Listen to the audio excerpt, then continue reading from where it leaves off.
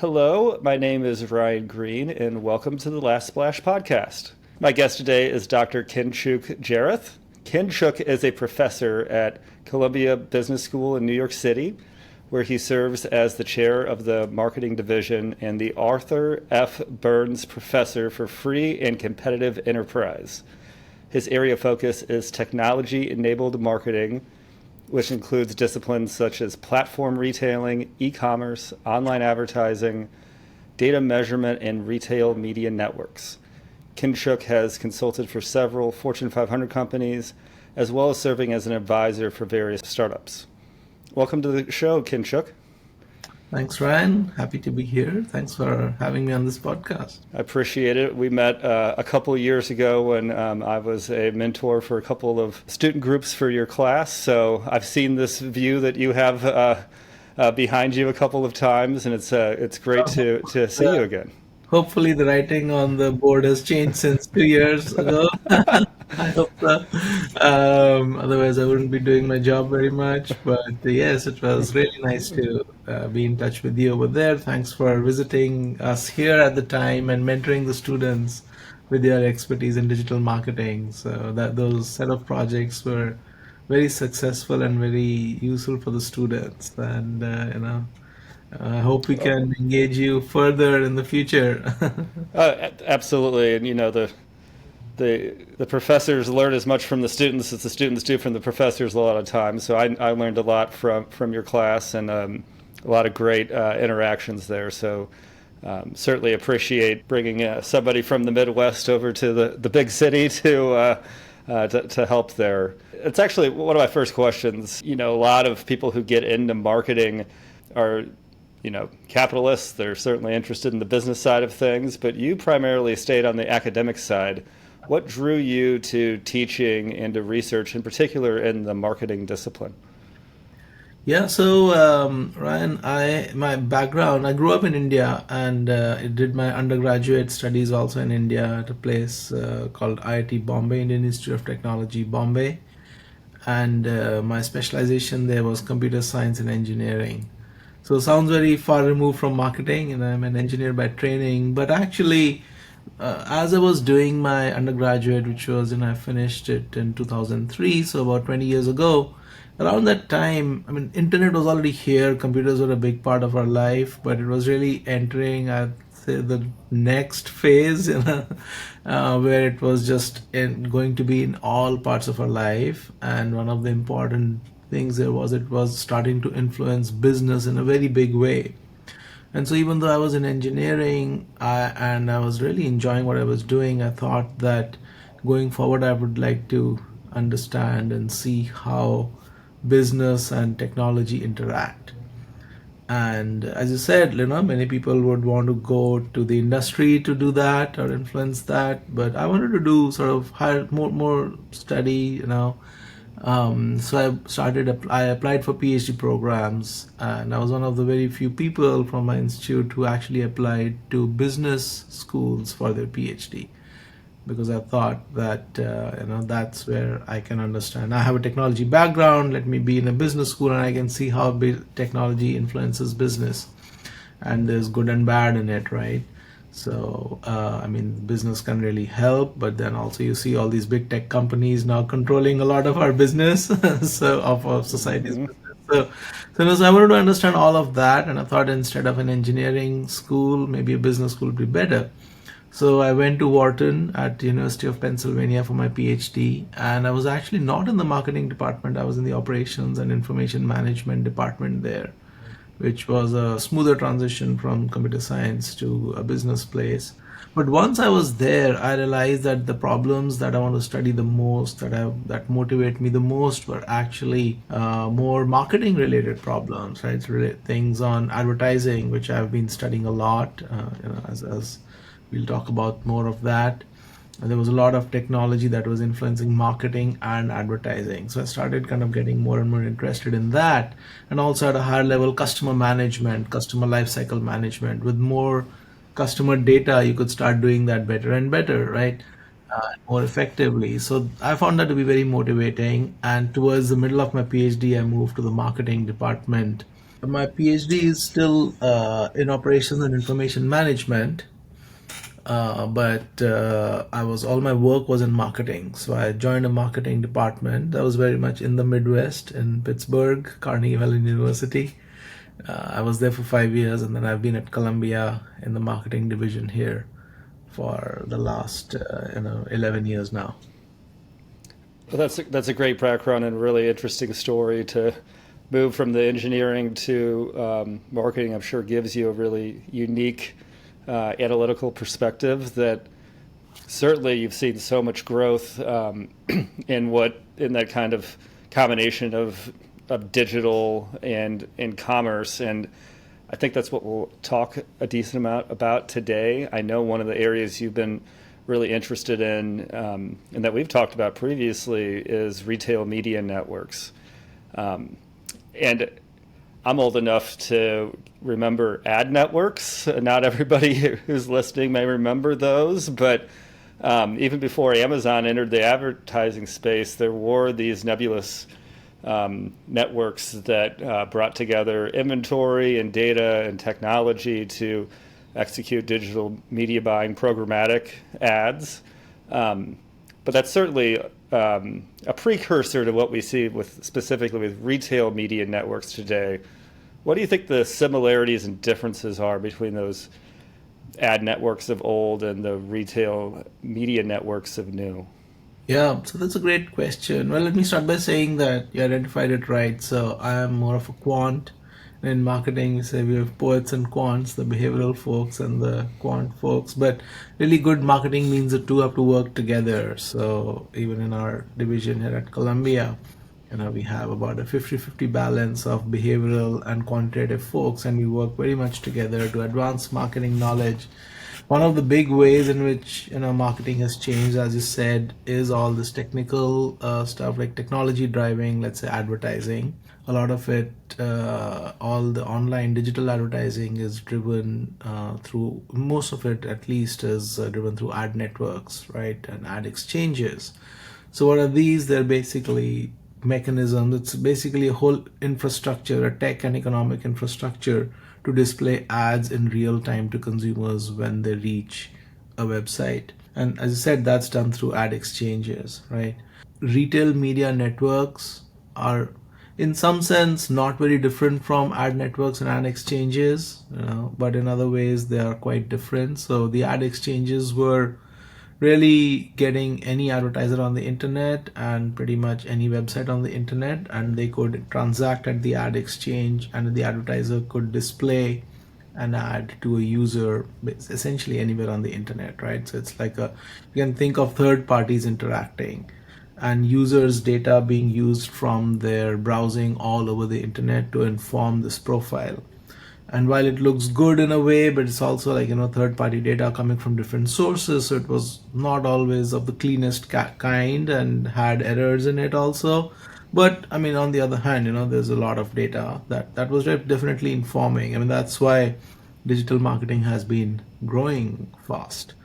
Now, what are retail media networks? So I think the main thing to recognize here is that advertisers and marketers go where consumers are, because we want to basically show ads and messages to consumers to influence their behavior. Something that people have realized, retailers have realized, especially driven by Amazon, let's say in the last 10 years, is that what, consumers spend a lot of time on retail websites, and that is also when they're on retail websites, they are in buying mode, right? So that is a great time to show them an ad for a product that they might be searching for, or for a product different from what they might be searching for. Now you can imagine that if let's say we take Amazon, if I'm on Amazon and I'm looking for shoes and I get an ad for shoes, maybe I'm much more likely to respond positively to that ad than if I'm on New York Times reading about what is happening in the election in 2024, and somebody's showing me ads for shoes. I mean, I might be affected by it, but I'm not that responsive, right?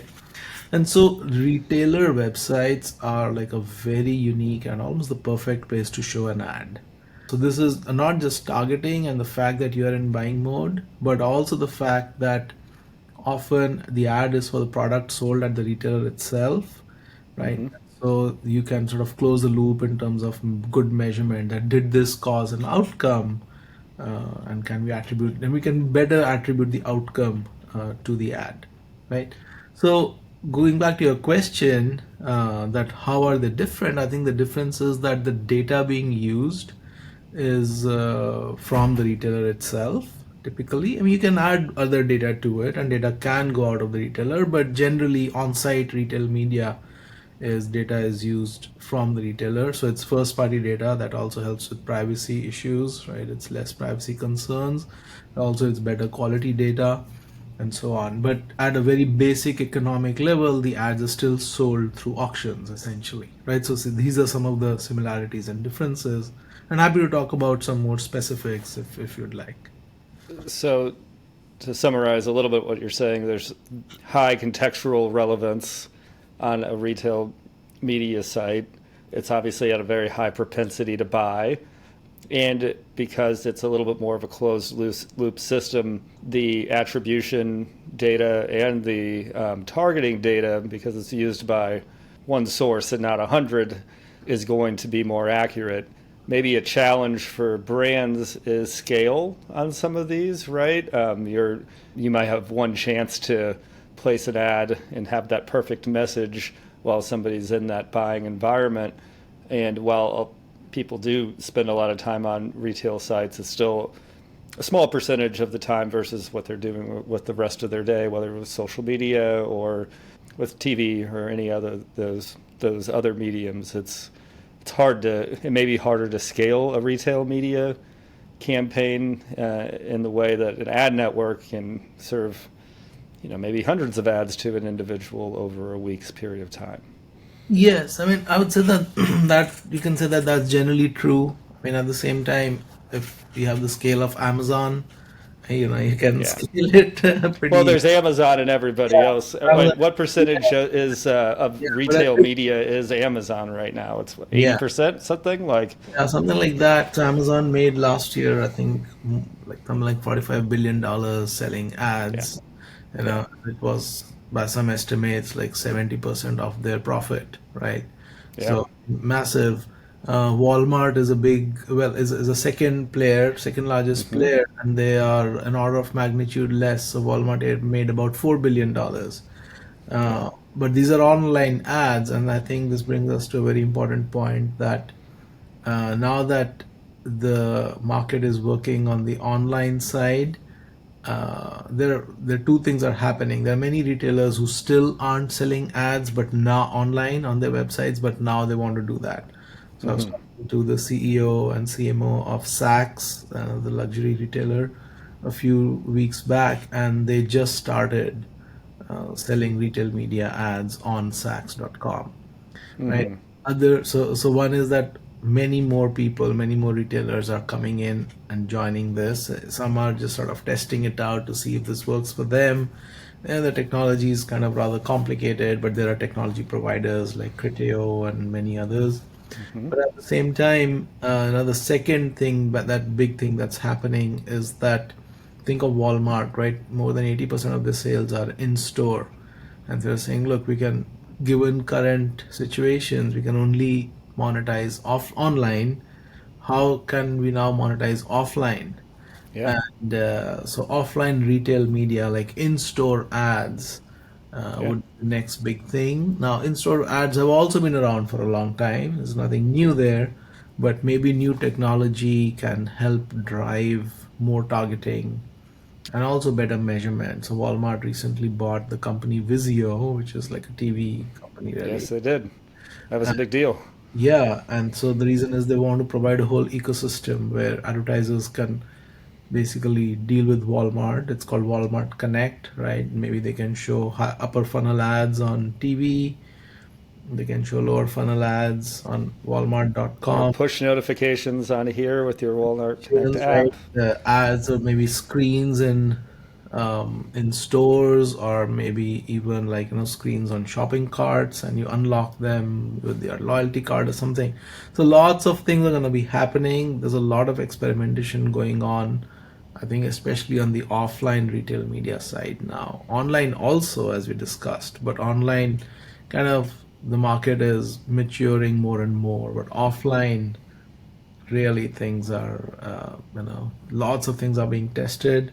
But as soon as offline we crack that, it'll take like a decade, I guess. But when we crack that, then Walmart, Target, I mean, you name it, everybody's stands to benefit from it. This wasn't one of the questions I sent you ahead of time, but you brought up Saks, and they had the acquisition of Neiman Marcus that was partially funded by Amazon and Salesforce. I found that really interesting that it's almost an admission that Amazon hadn't really figured out luxury, but that Saks hadn't quite figured out e-commerce either. What was your reaction to what I thought was a really interesting merger, and also given kind of where the synergies are between brick and mortar and e-commerce in 2024? One of the things I think that was surprising coming out of the pandemic is the strength of brick and mortar and maybe some of the weaknesses of fulfillment and customer acquisition costs that have happened on the e-commerce side. And I felt like that all kind of came together with that Saks Neiman Marcus deal. What was your reaction speaking to some of the executives there? Yeah, so actually, in the last, so I teach a digital marketing course here at Columbia where you were a guest, right? I also teach a retailing course here, and I was teaching a section of that in the spring, and the CEO of Neiman Marcus and then the CEO of Saks were both guest speakers in that course, and so I got a chance. I mean, they didn't talk about this deal, which they knew was I coming. could see why, yeah. We even asked them, no, there is some talk of things like that happening, and they kind of skirted that question, obviously. I'm sure they had some paperwork that didn't allow Yeah, them to speak yeah, about it. some stuff that evening, but they didn't talk about it to us. But Hmm. at a high level, I mean, you nailed it in your question itself. That so Amazon has had a bit of a difficult time in luxury, so they want to understand that market, and also this way they are able to invest in that, right? So now Neiman Marcus and Saks together is basically the biggest luxury retailer in the country right now, right? This also gives them all kinds of bargaining power against brands and whatnot because that market was anyway kind of being challenged a little bit, right? But then partnering with Amazon and companies like Salesforce also helps them on the technical side, right? And helps companies like Amazon understand luxury retail more. So I think that is definitely, that let's see if it turns out to be a win-win, right? But that seems to be the thinking behind that. Yeah, it's going to be really interesting to see how the next couple of years go. And one Yeah, of the big projects I'm working on is in the luxury retail space too. So it's something I'm certainly going to keep an eye on. So if yeah. my I mean, I small think that, store can help crack it, maybe I can give you a case study in a couple of years yeah, to talk to your class yeah. about. Well, that would be great. So, similar question here from a conversation. What implications do you see privacy and the increased regulatory environment having on retail media networks? My hypothesis is that a cookieless world helps strengthen the value of retail media networks since it's more of a closed system.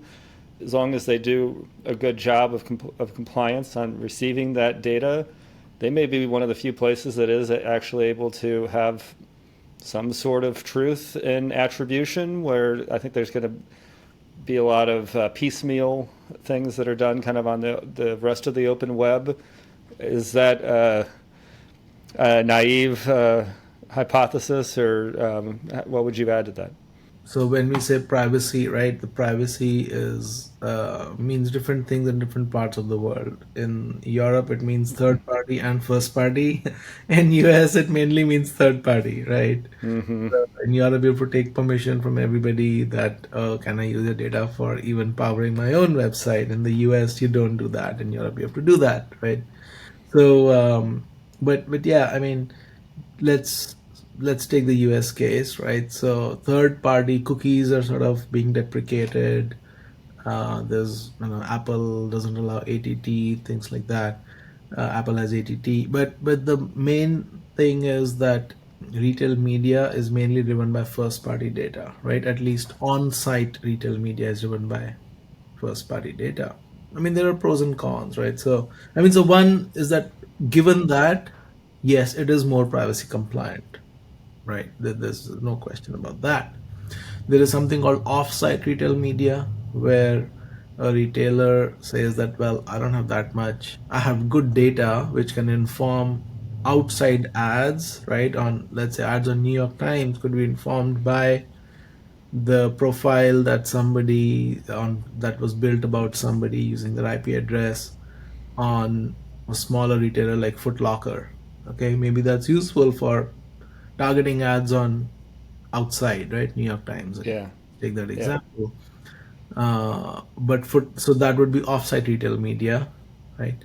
But Footlocker by itself, footlocker.com may not have a lot of traffic, right? So on-site is less of a proposition for them than off-site because Yeah. they can sell the data, but they don't have that many eyeballs, right? So this is also related to the point you raised about scaling, right? So scaling can happen in different ways. You can still use retail data, right, and scale outside. So, but now this is outside the retailer, and this is into third party area now, and so Mm-hmm. that business is now again under question. Like a few days back, I read in the Wall Street Journal about FMNs, financial media networks, right, which is that a lot of banks and stuff, they have a lot Mm-hmm. of great data on sort of the finances of people and their actions related to that and what do they do, and the proposition was that, well, these banks can start selling data because they can start integrating this data into other places where ads are being shown, and this will be even better targeting because somebody's purchasing power is an important component into do you want to show them a particular ad or not. Sure. So I was kind of concerned about that, that will it really happen? And if it happens, personally, I think I would be a little uncomfortable about it. But it would be third party. But then there are solutions like data clean rooms, right? Which I don't know how clean they really are. I mean, not from a technical point of view, they're pretty clean, right? I'm not challenging the technology, but you never It's know, right? garbage in, garbage out, and if it's bringing in data that wasn't compliant, it's going to be dirty, right? Like, I mean, then if the data despite the technology's ability to anonymize. and I mean, you could also think of situation in which that could also be questioned, right? That Sure. should data be exchanged even in a clean room, right? And what does that really mean? What are the privacy implications of that? So I'm not saying that it's wrong. I'm just saying that I have a number of questions, associated with that. That how exactly is it done? And I mean, only a lawyer can answer if it's privacy compliant or not, but I mean, it does get into third party territory. So, I'm glad you brought up the financial media networks because that was a follow up I had was that everybody wants to be a media network now. I mean, Delta wants to show a personalized ad to seat 12F if they know that you have a Amex Platinum card with them, right? That may be a signal of buying power, right? Um, I think that there's a because I read that same article you were referring to, and I had a lot of questions. I wouldn't necessarily want the status of my bank account at a certain time to be an inference on if yeah, an outdoor screen is showing a Rolex watch or a Timex or a bag of cookies or something, right? Like right. if a rich person's walking by, I mean that does seem pretty I invasive, and I had similar questions when I read that article think too. an important point here. So, I mean, I think so. I've done some research also on retail media, and one of the interesting things I found out was that maybe we all carry this impression that these ads on retailers may not be good for consumers or in some way nefarious. They're just trying to sell stuff to us. In my research, I find that no, that's not always the case, and often ads can Hmm. actually help consumers, right, to match you with the right kind of product, right? So that's actually a good thing if they're actually selling me, a an offer on a particular seat in the aircraft that I'm flying through, maybe that's too much, that too invasive, right? So I think that retail media, I do think, is a good thing overall, right? Maybe I was sounding a little negative, but I'm actually not negative on it. It's actually a good thing because it can. I mean, you're in buying mode. That's a good time to see an ad to get informed about other products, right? Or products that you might have missed in your search.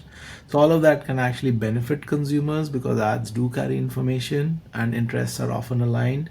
But if you do too much of it, maybe people will be unhappy about it, right?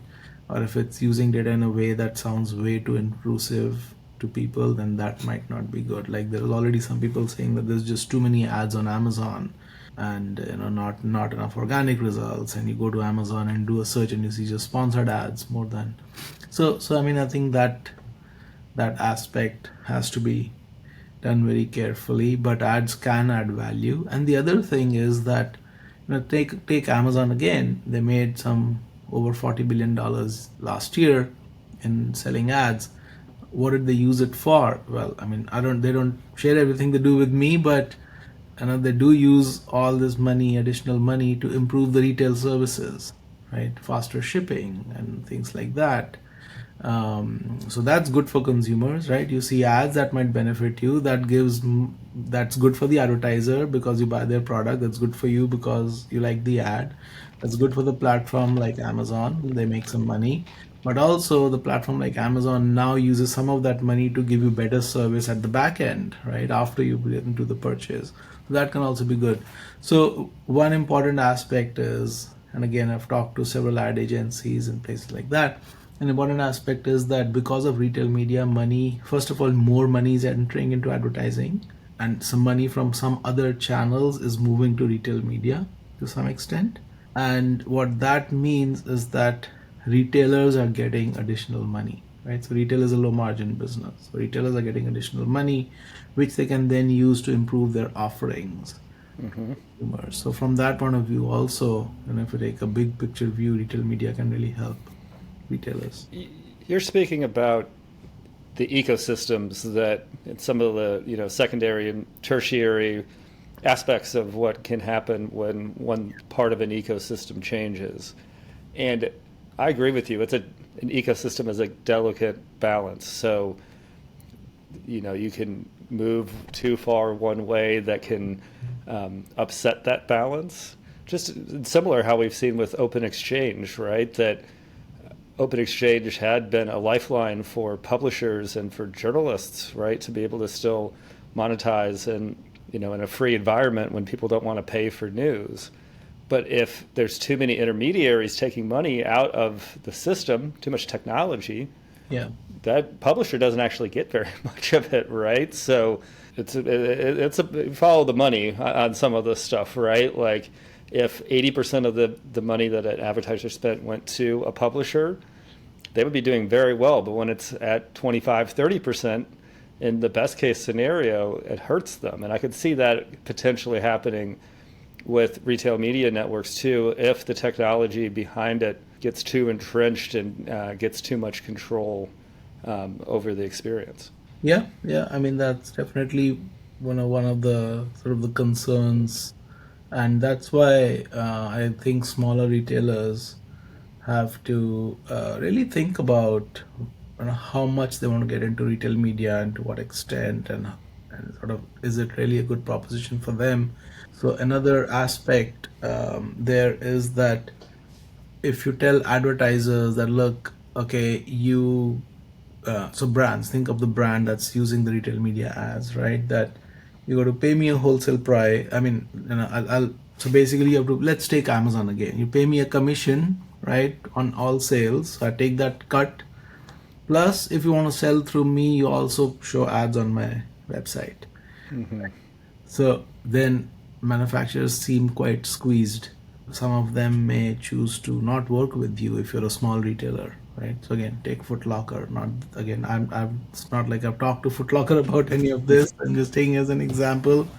But if a company like Foot Locker says, "Oh, you got to buy ads, and only then I'll show you up high. Otherwise, I won't show you up high," some of the bigger shoe brands will be like, well, you're not worth that much to me, not worth the trouble.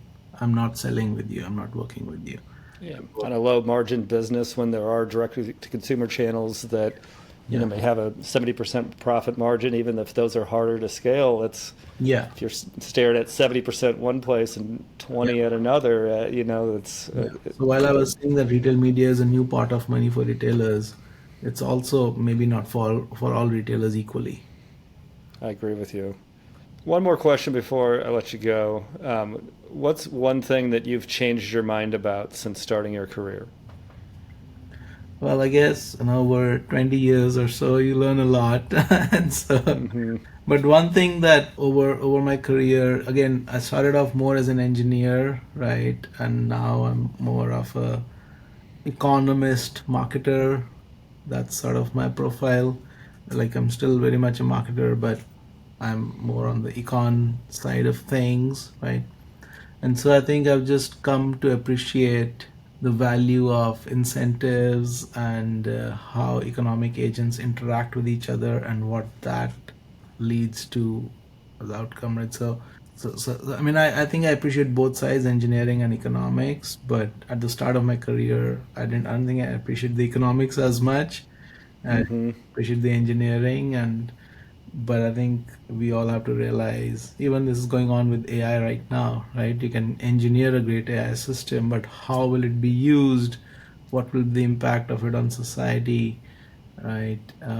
All of that. I think that bigger perspective is something that I've gained over time. Similarly, like maybe 2 decades back, I thought naively that advertisers are adopting digital more and more because it has data, it is high powered, and it is all the technology. But I've actually come to realize that no, I mean of course those things help, but the real driver is not so much the technology, it's the fact that people are going to digital medium, and we are, I mean, now viewing stuff on digital media and mobile phones, and that's where the most marketing spend is. And then, when advertisers want to reach out to consumers in a particular medium, that's when the technology comes to do that as efficiently as possible, right? So obviously it's an interplay. Technology enables something, right, which then so in this case, technology enables digital media, and then people go and watch digital media, and then advertisers come there. So it's a bit of a cycle, right? It's iterative, but I think I've understood better over the years this close interaction between capability, economics, and engineering. And I think it makes for a very satisfying uh, the work that I do. I find it very satisfying because I can use, as I said, my quant skills, my engineering type of skills, my Hmm. skills, and then I get to talk to a lot of people who are behavioral in their work. Because in the end, you're marketing to consumers, right? So you have to consider consumers' psychology and sociology because those things are real things which affect how consumers will respond to anything. So it's a very holistic view that I can get of things. And now I've done some work, as just brought up, in regulation and policy, right? So all of that, it's very satisfying as a career. I started my career as a professional poker player and moved to to marketing, and now moving to the brand side. I don't think I've quite gotten the 360 view that you're describing, but I'm on that path too, and I think it's really fascinating to see the interplay of the quantitative with behavioral. I've always been, I mean, that's what professional poker was, right? A lot of quantitative pre work so that you could, stare at the behaviors and really be able to analyze those and how that fits into your decisioning and modeling. So that's a really interesting viewpoint. Thank you so much for joining me, Kinshuk. This is great. I'm so glad we got to catch up, and we'll have you on again soon. And hopefully, I'll have a case study I could bring to your class that'll be useful in a couple of Yeah, years. thank you very much, Ryan. Great talking again with you. And yeah, we'll definitely have you back here at Columbia sometime.